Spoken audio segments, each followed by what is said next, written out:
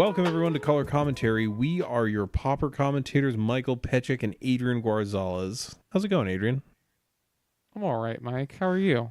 Good. It was a very, very weather-filled day here in Boston.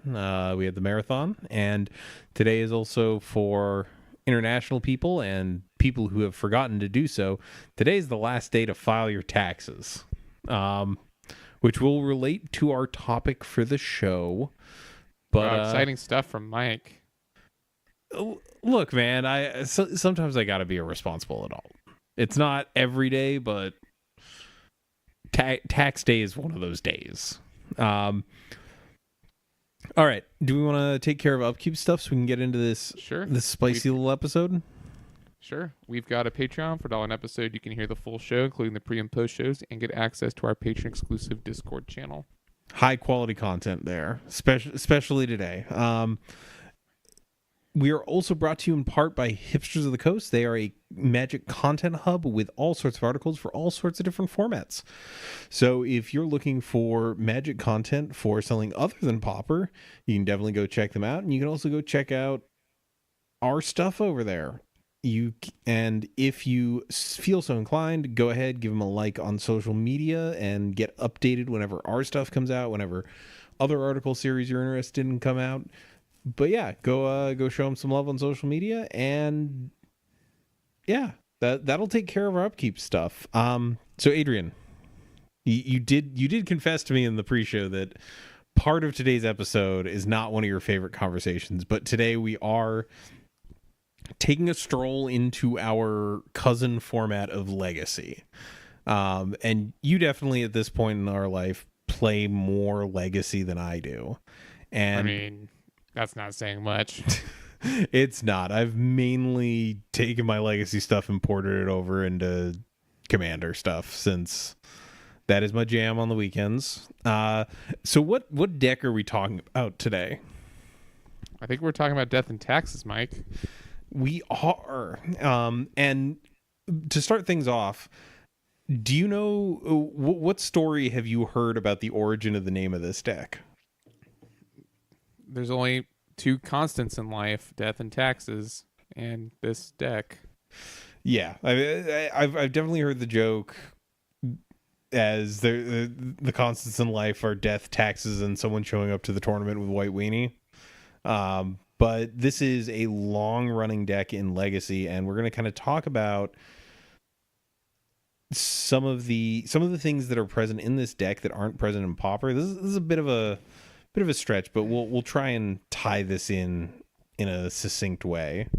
And knowing us, it won't be though succinct at all. Yeah, we have a tendency to meander through stuff.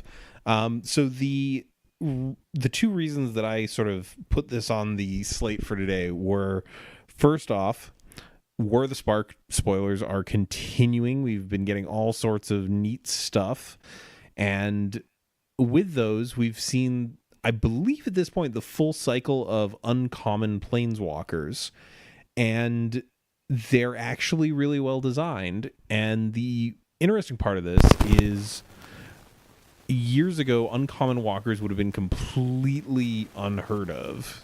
I mean, for years they've only been at Mythic, and they managed to actually pull it off in a way where a lot of these uncommon walkers are actually pretty interesting cards. There was a lot of fear from people that, you know, they'd be boring or underpowered, and while they're certainly not as powerful as their Mythic brethren, like, they're still very interestingly designed cards, and they managed to not just be a fancy frame enchantment. And so with that, in addition, we also have the statements from WotC employees talking about the changing views on how cards are designed at Common. And this set is good. Yeah, it is. Even if nothing gets played in the format out of this set, I will still consider it a win, which I know is a weird thing to say, but I think is very true, because I don't know. The cards in this set's just super powerful. Yeah, and there's a lot of interesting stuff going on, and I think that's one of the big things that they've hit it out of the park with. There's just a lot of text on cards, and cards all do things. Like, none of these cards have I, except for the handful of vanilla creatures we've seen, have I gone, All right, cool. I'm never ever considering this. Although I think they gave us Demolish again, the common like blow up a land card. But apart from that and the handful of vanilla creatures we've seen, almost every card in this set has something going on that's at least interesting. There's enough to like have a small discussion about. And I think that's a great like sign that play design is having a positive effect on the Magic sets that we get. Yeah, absolutely. So one of the things that we have talked about before on the podcast is that white is arguably one of the worst colors in Pauper over the duration of the format's existence. And what better way to kind of look at effects that could potentially bolster white as a color within Pauper than looking at the, I would argue, probably the longest standing mono white deck of all time at this point. Hey, as long as there's tiny white creatures, people are going to turn them sideways. And for the record, a version of this deck does exist in Pauper. There's actually two, right? There's soldiers, and then there's just white beats, like white metalcraft that's playing. Yep. It's Court Homunculus and company. Yeah, we've had White Weenie as like an archetype, and like these low to the ground mono white aggro decks have been around forever. We did an episode way back where we looked at a bunch of mono white decks, and I think we talked about a list from like 95, 96, somewhere in there, like some super old We talked stuff. about like Gel Dorian Outpost or whatever. Yeah, and like Order of Lightbur and stuff like that. Where a common. Yeah, a common, yes. Yeah, there's actually three mono white decks then, because there's also just White Weenie with Acacian Javelineers, that card, but the soldier deck is something else. There's like three White Weenie decks in Pauper. Yeah, and so there's this long history of this deck being present and not super successful. So we kind of wanted to look at the things that make mono white really tick in Legacy and break down the deck, and this is the bit that you object to, is speculating on a card in the vein of some of these effects that would be suitable in our format. Yes, and the reason I don't like that, just for folks at home, that card doesn't exist. That card has no bearing on Pauper, and so therefore I think we should not talk about it. However, here we are. I think it's a fine topic for our episode today, especially considering the power level shift. Mono white needs some love. Let's do it. All right, so starting off is the sort of core of the deck, which is, and we're not going to be reading absolutely every card in this. And actually, episode. Mike, before we get super into it, there is one more thing I'd like to point out, which is that Uncommon Planeswalkers dramatically changes Peasant, right? Yeah, it kind of does. Like, a lot of these effects are reasonably powerful. I know because I have a Peasant cube of my own. Like, I've been seeing people in that world going pretty nuts over this set. And yeah, I'd imagine like Peasant probably gets a few new toys. I don't know if any of the walkers in particular. Oh, there is Ashiok. more than Ashiok. I'm blanking on the name. The mono black one. The new Planeswalker. Yeah, the one that's like a rack effect, because there is like Yes. a mono. There's like a black blue rack deck. Like, that is another weird creature type, another weird permanent type to interact with. Right. Right.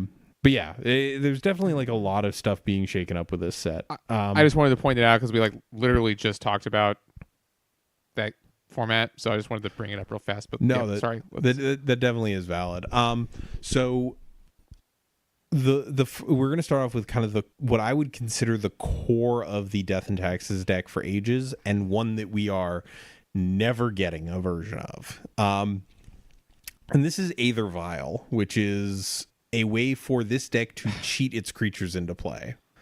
And I cannot possibly fathom a world in which a version of this effect could be printed at Common. Yeah, this card should not have been an uncommon. Yeah, this card is now a rare. That's one of the ones that's really wild to me, is this was originally printed as an uncommon for some reason. But this Aether Vial was a mistake. This is a mainstay of like low CMC creature based decks in Eternal formats. It's been tearing up Modern right now with Spirits, which plays it. And it has been a core part of this deck ever since it was printed, which I believe predates Legacy. So basically since its inception. And this again is just like an effect that we're never going to see, but there's a whole bunch of stuff where we could see versions of them in the future. And we're going to start off with the tax effects. And the main of them is Thalia, which is a 2-mana 2/1 that just makes all non-creature spells cost 1 more. And we've seen a bunch of takes on this effect in a variety of forms, ranging from like this to like there's Lodestone Golem, there's Thorn of Amethyst, there's all these different takes on. Are you looking specifically for a creature at common with a permanent static tax effect? Because we do have stuff like Daze or Force Spike, but I don't think Wizards is really printing creatures like that anymore. All right.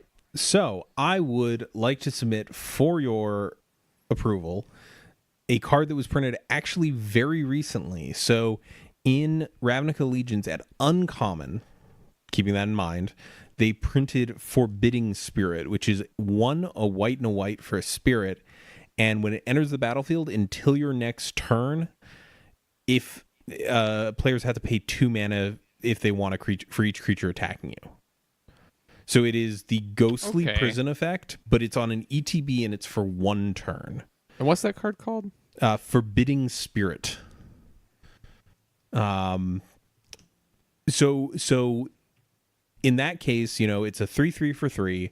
It has this one-time effect where you get a turn of sort of reprieve from people attacking you, and after that, it's done. Then it's just like a reasonable body. Okay, so maybe even if a creature had an ETB, spells your opponent casts next turn cost 1 more until the end of their next turn.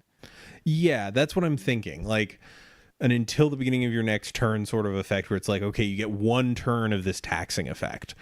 Okay, I can see that. The other concept I could potentially see them working with is either like narrowing the effect super focused, like saying like only instants cost 1 more. Okay, so maybe even making it even more specific. Okay, because the reason Thalia is so good, right, is that it just raises the cost of everything that isn't a creature, and you're a creature based deck. So I think that there is space for them to play with that. I do kind of. And I could even see like a spell-based version of this, although that feels less on theme with this. Because I know that there is a weird old white common that gives you hexproof until end of turn, or Shroud, I think. But if we got something in the vein of like Forbidding Spirit, where it was like, I don't know, maybe like a 3-mana 2/1 or something, and until the beginning of your next turn, like all non-creature spells cost 1 more, I could see something like that. It's definitely a more complex effect, but I don't think it's 100% outside the realm of possibility. Yeah, I can see that. So do you think something like that is quote unquote pauper playable? Yeah, I think it would. Well, in the new this set giving me hope. Yeah, I don't think it'd be too bad. I would expect it to not be a very strong creature, like maybe a 1/2 or something. Yeah, but I don't think making a instant cost 1 more for 1 turn is limited breaking. Yeah, like, and even if it was just non-creatures, it just kind of like it creates a level of disruption. But it's not like your opponent just looks at their hand and just goes, "All right, we're done here." Right. I would also say that effect might not actually be very good in Pauper. Well, so I mean, there are definitely turns where like the blue-based decks will kind of chain cantrips a little bit, and it sort of restricts those sorts of turns. The basic goal here, in my mind, would be to sort of prevent decks that already have a lot of card advantage in the form of spells to kind of have to slow their roll a little bit. Yeah, and I think that'd be fine. What if you had a common that said cards that you cast for their alternate casting cost cost 1 more to cast. So right now, actually, Is that too complicated? actually in see that's a little complicated, but there is currently in standard Lavinia Azorius Renegade, the one that counters spells if no mana was spent to cast them. Right, but that's a rare. That is a rare, but like a wording more like that, where it's like if your opponent casts a spell and no mana was spent to cast it, they have to pay 1 or it gets countered or something like that. Because that could help with Gush or Foil. Yeah, or Daze even. Like making Daze cost 1 mana instead of 0 is a pretty big step up, and Snuff Out as well. Because I think a majority of the alternate casting costs that we have in Pauper do make it functionally free. Yeah, okay. That doesn't sound too bad. Don't quote me on that one. But yeah, I think like there is a space where a version of this effect, obviously not like the static, just non-creature spells cost 1 generic more to cast. No, never. Like I wouldn't want that for our format, because I think that is too powerful an effect. But I definitely think a take on something like this could be seen. Okay. Next up, and this one was one of the ones that shocked me, ETB flicker effects. So not a huge amount of these played. Like it's usually Flicker Wisp. We did, while we were sort of trolling around lists, see one version that had an Emancipation Angel, Restoration Angel. Thank you. Emancipation Angel is from the same set, but it's not the card I'm thinking of. So I will say, Mike, that one of the Flicker Wisp has a ton of uses, but one of the ones that frequently gets used against me is that it just resets Chalice. So I think that's part of the reason it gets played, but also it's certainly very strong. Yeah, and it does help you reset your own things. And this one might not be in this sort of the same vein. Like it might not see play in a Death and Taxes style deck. But if we had some sort of creature that when it entered the battlefield, it flickered something else, maybe even something specifically that you own, that has some interesting applications, right? Because we already have the engine card of Core Skyfisher. This just kind of streamlines that a little bit and perhaps sort of helps white out in the event of a Monarch ban. Because imagine if you had like a 3-drop 2/1 flyer that when it ETBs, it flickers a creature or artifact. That way you could get use out of your ETB effects and also like flicker a prism. Yeah, I don't hate it. I think that's reasonable. Flicker target artifact, maybe even. Not even permanent. Like it could get super narrow. And I do know that like one of the other things, like if I'm remembering correctly, Flicker Wisp flickers is the old school flicker where it's until the end of turn, right? Correct. Yeah, so you can use it to like get a blocker out of the way or other like weird edge cases. So I don't think I'd want something like that, but like a straight flicker. And that one actually kind of shocked me that we don't have a version of that at common, at least in black bordered. What rarity is Flicker Wisp? Flicker Wisp is an uncommon. It always has been. That's what I thought. Yeah, it just kind of shocked me to find like there is a uncard that does this. Let me whip open Magic search engine. I remember the name of it. Ordinary Pony. So it's a 2 and a white for a 2/3, and when it enters the battlefield, you may exile target non-horse creature you control and return it to the battlefield under its owner's control. I think something like that is maybe printable in black border. Target non-horse. Horses. So because it itself is a horse. Yeah. It's the clause that Restoration Angel has on it, so it doesn't just flicker itself infinitely. Yes. I don't know. I could see some version of this seeing print. Is there anything else that you can think of that you could do with this? Does this make familiars too good? Is there somehow that like... Well, if there's a restriction on it, like maybe it's target non-creature. Okay. Yeah, I could see that. But yeah. I mean, Flicker is its own archetype in Pauper, but this would be giving Flicker to decks this would be giving a creature flicker, but there are already flicker cards in white. Yes, there are. They're just not attached to a creature. And I mean, we've talked about it before on the show. Like, having ETB effects on creatures makes them more interesting for play and also generally better. It's nice to not just like you don't want to be the deck full of Savannah Lions. Of the will. Then you're not as good. Which one is that? That's the one that's Yawgmoth's Will, but a creature, so you have to wait a turn and then tap it. Yeah, not as good. Turns out not even like stapling Yawgmoth's Will on a creature is good enough for it to see play in Legacy if you gotta wait a turn. All right, so the ETB flicker stuff, I definitely think that's, out of all of these, I think that's the one that we'll most likely see within the next like 2 years. Like, I think that's a super like easy to parse design space, and they can make that work. Next up, and this one's another dicey one, the tutor packages. So do you want to tell folks about the Stoneforge package within this deck? Sure. You play Stoneforge Mystic, which lets you get equipment out of your deck, and then you can use Stoneforge Mystic to put it directly into play without having to cast it. We have Trinket Mage, which is very restricted on the artifacts it can get, and of course does not have an activated ability to put it onto the battlefield. All right, so if I toss this out there, is there anything, if Trinket Mage instead was white and just got any equipment, is there anything else really worth getting in our format? That's a good question, Mike, because you're correct that there are not really the best equipment in the format. Trinket Mage can already get because it's Bone Splitter. And even like the jankier ones like Viridian Longbow. Or Flayer Husk. Or that third one, Prying Blade, which I don't think anyone plays.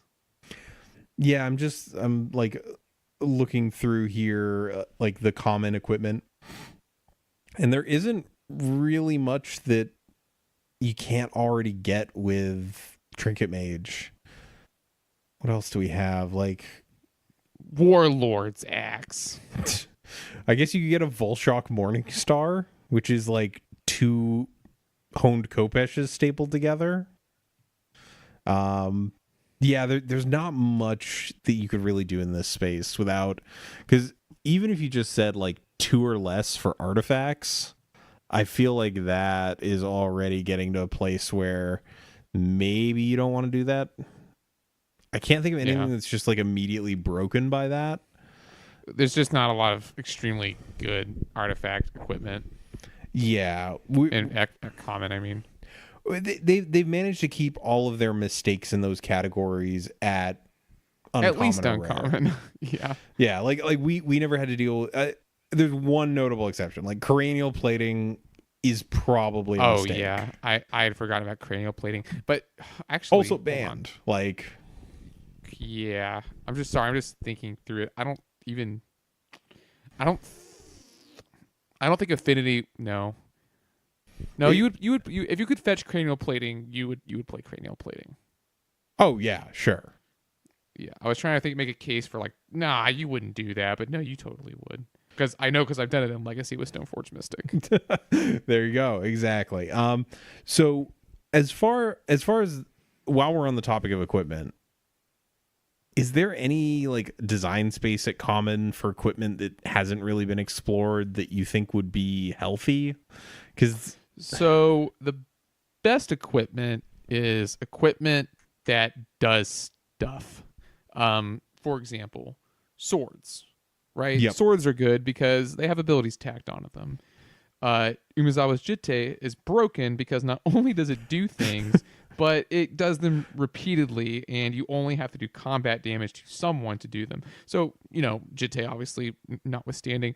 I don't think they're going to print a piece of equipment at Common that does something to the let's just look. I mean, if you look at the equipment package for Death and Taxes, it's all like stuff that does other stuff. Batterskull is a creature.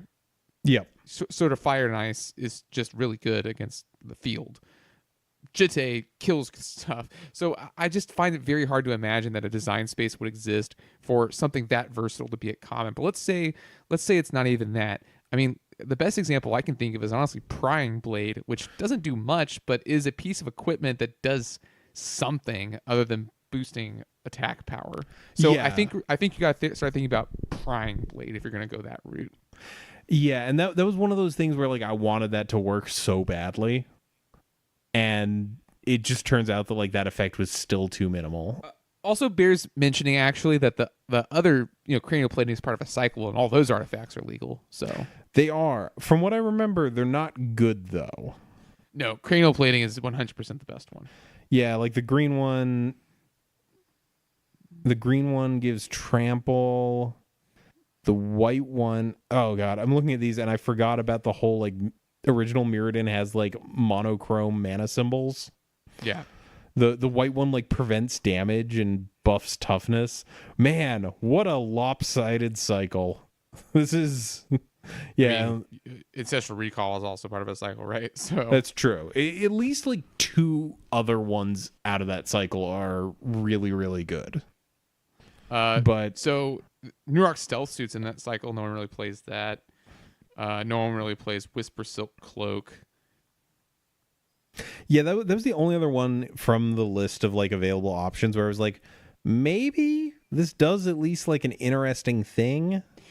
Would you consider a card that can get vehicles? Ooh, that actually is an interesting like. Okay. So if it could get vehicles, then you get what, the Pain Train? Atarka. No, it's the other one. You're thinking of Ardara Express? Yeah, it's called the Atarka Express, which is not a thing. Yeah, you got most of the way there. I'm trying to think if there's anything else at common that was really interesting. Oh, there's Sky Skiff, the 2/3 flyer. Oh yeah, I forgot about Sky Skiff. I don't think that card's very good, but yeah. But yeah, maybe you could explore something that gets vehicles. Yeah, there are currently only 5 of those at common, but if we had another set where vehicles played a big role and we saw more of them at common, I could maybe see an excuse to print something that helps tutor them up. I know that Wizards also has been kind of on this push for a while to include less search your library effects. The whole it's boring to sit there and shuffle your deck. But yeah. I could maybe see something like this if we return to a plane with a bunch of vehicles.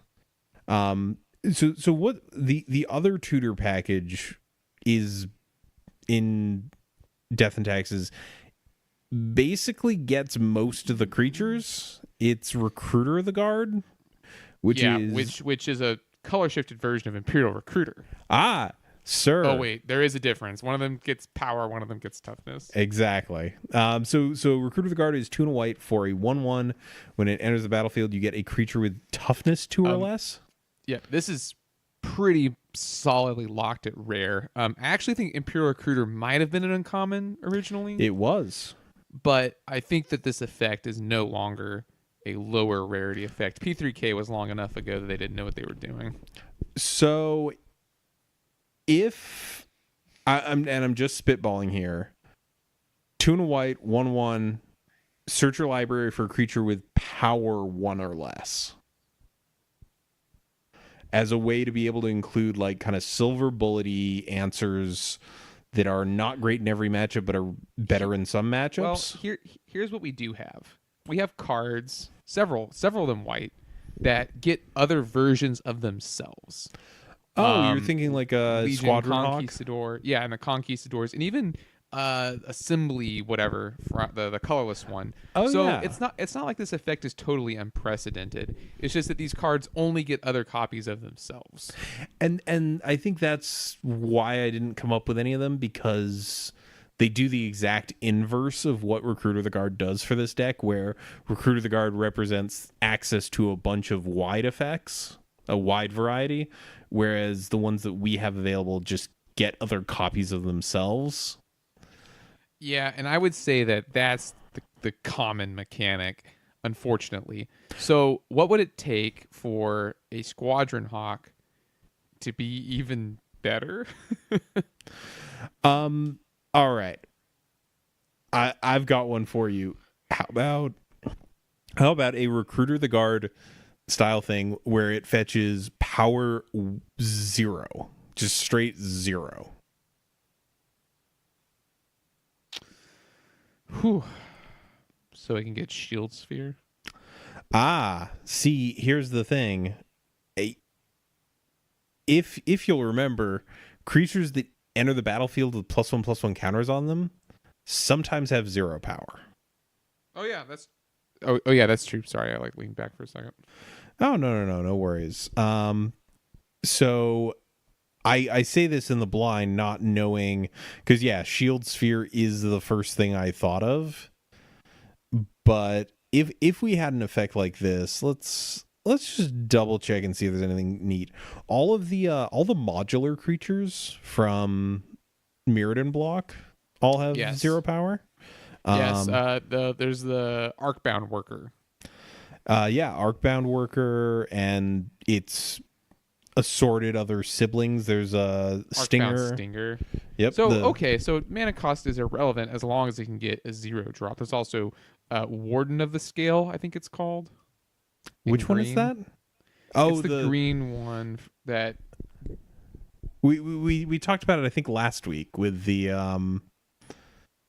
Yeah, with it might not be Stompy. Warden of the Scale. Warden of the Scale might be a different one, but yeah. There's Devoted Druid. I know that's obviously branching us into 2 colors, but that is an effect that exists, and a particularly powerful one if you're trying to ramp in some sort of Celestia shell, I guess. What else do we have here? I'm like desperately digging to see if I can find something. It gets Godpharaoh's Faithful, which has seen play. It gets Mike, come on. No one knows what you're talking about. Come with me on this journey. It gets Godpharaoh's Faithful, and it also gets Mnemonic Wall. That's a journey we can go on. That's not really the deck we're looking to boost here, though. But no, it is isn't. Interesting. Yeah, it's definitely a tricky one because that it's all right. Like it's already such a restrictive effect, and that was printed at rare like a few years ago. Yeah. But I could definitely see like the only way I could see this seeing print is if the creature that did the tutoring was like way overcosted. Like I can't see something in this sort of mana cost tutoring a creature and also being a creature. I actually no, you know what? I can't even see that as just like a card. Like I can't see any form of like a what is it, Sylvan Tutor being acceptable at common. So this one might be outside the realm of tenability for our format. Of popability. Oh, here you go. I've got you though. If they ever give us a 0 power one of those, it goes and gets Snubhorn Sentry. Genius. That's actually fine in death taxes if you can do that. Yeah, like it's a 1 mana 0/3 that becomes a 3/3 when you get the City's Blessing. Like that actually kind of feels like what you want to be doing with a deck like this. Yeah, that's fine. Yeah, so that one probably no. Some sort of upgraded artifact tutoring on a creature, maybe. Big caveat, maybe. And equipment that does more than just passive things, probably not. Next up on our list of categories of cards in this deck is Efficient Beaters. And in this case, we're referring to, in the Legacy version, Serra Ascendant and Mirren Crusader, both of which are significant. They hit for significantly more than their mana cost would indicate. And in Serra Ascendant's case, there's a restriction of can't be cast on until your third turn. I always forget this. But you can Aether Violet in. Also, sorry, I've been saying Serra Ascendant. Serra Avenger. I know what you meant. Serra Ascendant's a card as well. That's a different thing. Yeah, you can't do it Yeah, first, second, or third turn. But yeah, you vial it in, and that's how you get around that. I mean, how much more efficient can beaters get in mono white and pauper? What do we have? I mean, like, if I'm thinking about like undercosted options, there's Razor Golem, the affinity for planes one. That I feel like that one doesn't count. My first thought was actually Loyal Cathar. Which one's Or Loyal Cathar is the 2/1 that flips. But if you want to go even more than that, I think really what you're looking at realistically are the 2/1s, Savannah Lions. Yeah, like one of those with a little just hint of upside. Which we don't particularly play is the issue. But I think that in at common is going to be among the best that you can get. I mean, like, what would one of those have to get in order to be like sort of a quote unquote real card? Mono White Delver, Mike. Mono White Delver. God, no. You're bringing back the bad memories. Let's think about efficient beaters just in general in the format. Mm-hmm. It's either Delver or it's Affinity. I'm thinking specifically of Carapace Forger and Mirror Enforcer, which only work in that deck because of the artifacts. So I think that you would need something on par with that. 2 mana for a 4/4 Carapace Forger. Probably not going to happen. But maybe you could do a 2 mana 3/3. Well, what is it? Garrick's. What is that thing called? The green one. Garrick's Companion. It's a 3/2 for GG. So what if you had WW with Trample? So what if you had WW just a 3/2 vanilla? Because and the reason I think that is because the trend for white 2-drops is to make them 3/1 vanillas. So I think you'd have to get a little bit more restrictive on the mana cost, and then maybe not give it an ability. I could honestly see that. I think that feels like a pretty reasonable card. And there was actually recently an article, I think it was Ari Lax who published it, where he actually talked about the fact that like the 3/2 body is the ideal like average for a limited format. So you're saying it's possible that we could move to 3/2. I could definitely see that. I could honestly, at white, potentially see them just doing a 3/3, but that does feel like potentially problematic in a format. Here's another one. What do you think of Isamaru, but not a legendary? Oh, just straight up 2/2 for 1 white? Yeah, I mean they Carnophage comes to mind, but is there a reason you couldn't do? Another card you could also look at is Nissa's Chosen. GG gets you a 2/3 elf that goes and gets another 2/3 elf. There's also Elvish Warrior, which is the same thing but doesn't go get another elf. It's just GG for a 2/3.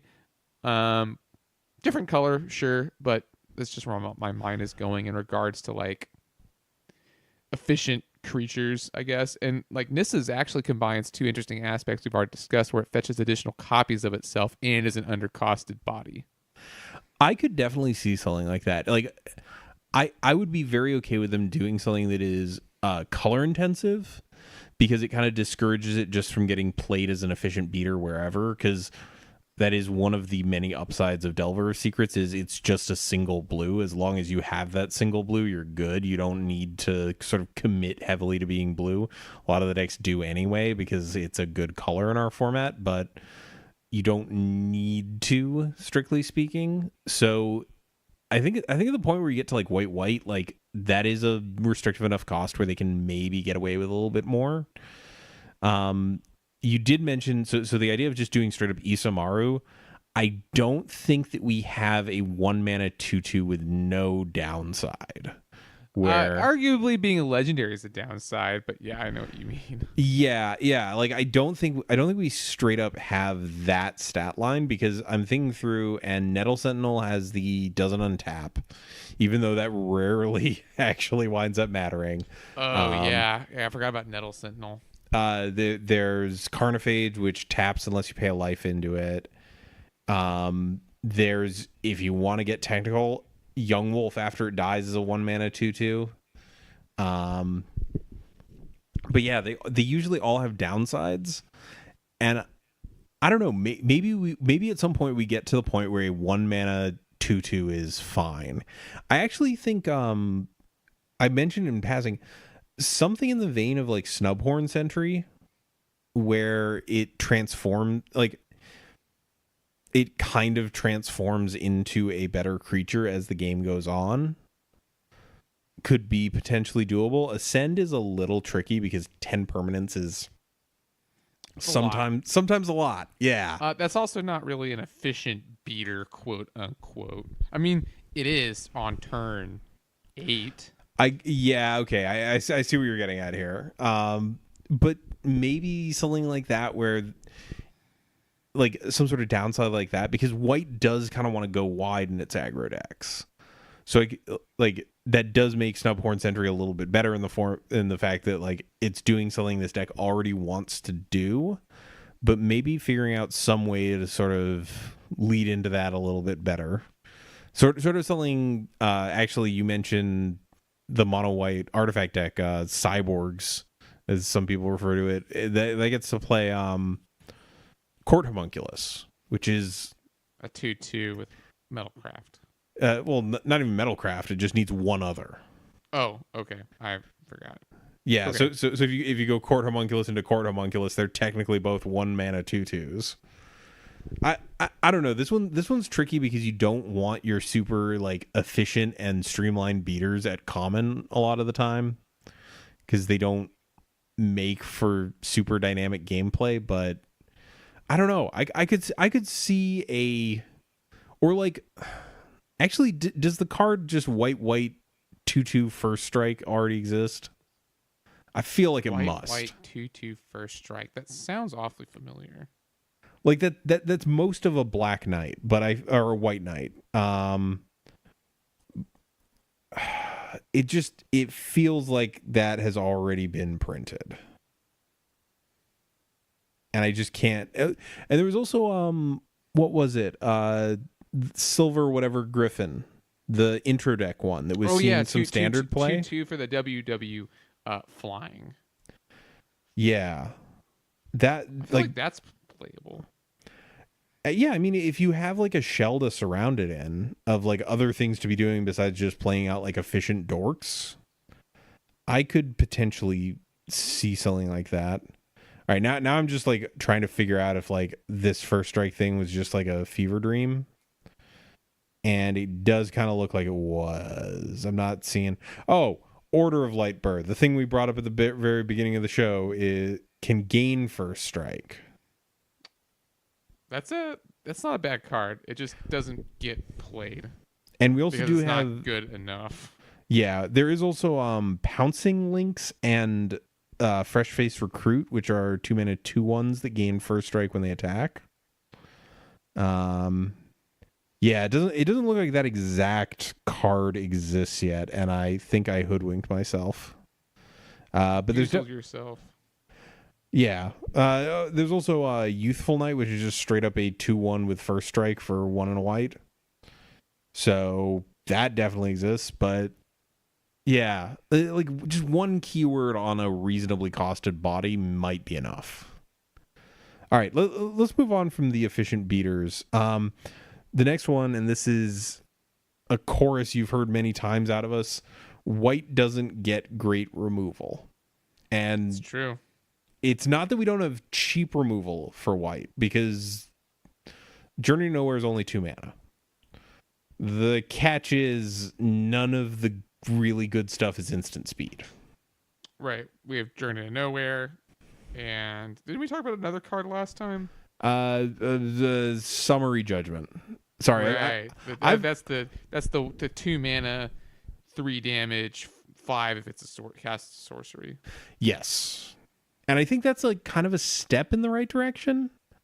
It's not perfectly what we want for mono white removal, but we're obviously like the examples I have listed here are Swords to Plowshares and Council's Judgment, and neither of those are seeing print at common. Like. We just need some type of more efficient removal, and that would really help boost white, because there's the whole thing where white is currently like predominantly paired with red when it comes to decks that are not combo decks, and it's literally just being paired with red because red has good removal. And Right. it would be nice to not have to rely on a secondary color to play an entire sort of genre of card. And sort of rounding out the list here of different parts to this deck, mana denial. No. Yeah, I mean, most of that is uncommon. It's uncommon if it's costed cheaply. And these are and now it's rares. Wasteland and Port are the examples we have. Yeah, and even what was it? Sinkhole got reprinted as a rare, didn't it? Yeah. So WW for destroy target. Well, what if we had bad land destruction? Isn't there a new white land destruction spell in the set, War of the Spark? Is there? No, it's just that there's that white card that maybe it just taps. There's the one that taps something, and if it's an artifact, it blows it up. Yeah, that's what I'm thinking of. Topple the statue. Yes. Not really what we want. I was going to say, I don't think there's a way that they can do mana denial strategies at common and build a reasonable limited environment that doesn't feel like getting punched in the gut repeatedly. What if you had demolish? I mean, demolish gets printed a lot. What if you had demolish but in white? 4 mana to blow up a land? Hey, I'm just coming up. I'm just spitballing here. I don't think it's good either. It's a little tough. Maybe I don't think this has ever been part of White's chunk of the color pie. What about like a mini version of exhaustion? That blue spell that makes it so your opponent's lands don't untap, or I think it's all permanents, but I could be mistaken on that. The stupid one that taking turns plays in Modern. I know what you're talking about. I'm just thinking. I don't know what is it.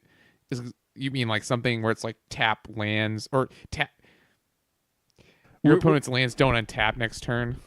Yeah, and not even like all of them, maybe, where it's just like up to like 2 target lands an opponent controls don't untap during their controller's next untap step or something like that.